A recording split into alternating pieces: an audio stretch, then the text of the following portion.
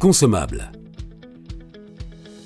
En procédant à l'ouverture du volet central, on peut voir les 4 cartouches de votre matériel, aussi appelées tonnerres: noir, cyan, magenta et jaune.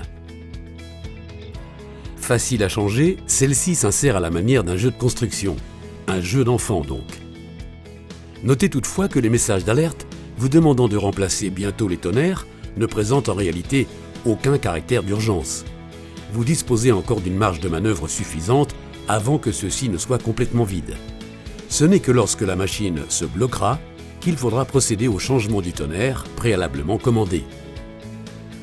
En dessous des cartouches sont installés les 4 modules photorécepteurs R1, R2, R3 et R4. Ce sont des éléments indispensables qui contribuent à la qualité graphique de vos documents. Ponctuellement, un encrassage des modules photorécepteurs peut survenir et entacher vos documents d'un liseré de couleur, alors qu'aucun message d'erreur ne s'affiche. Pour la gamme Altalink, vous trouverez des balayettes de nettoyage sous chaque module photorécepteur. Elles devront être utilisées en fonction de la couleur remarquée, soit de gauche à droite, noir, cyan, magenta et jaune.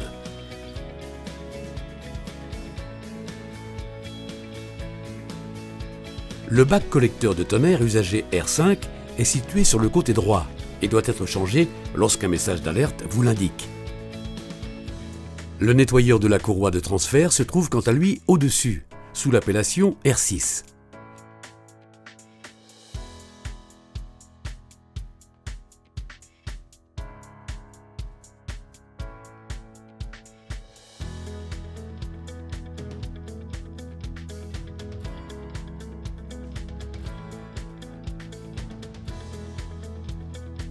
Si vous disposez d'un module de finition, les agrafes font également partie des consommables que vous aurez à changer.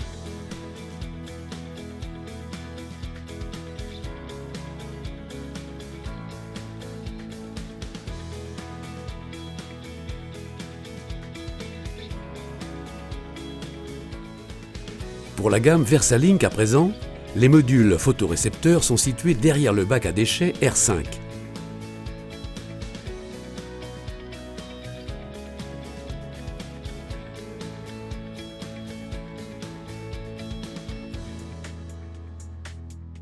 Pour procéder au décrassage des modules, munissez-vous de la balayette située sur la porte et insérez-la dans l'espace prévu à cet effet, sous le photorécepteur.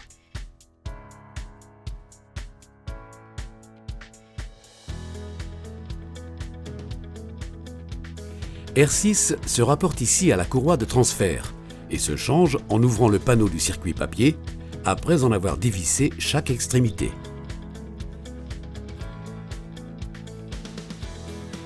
Altalink et Versalink.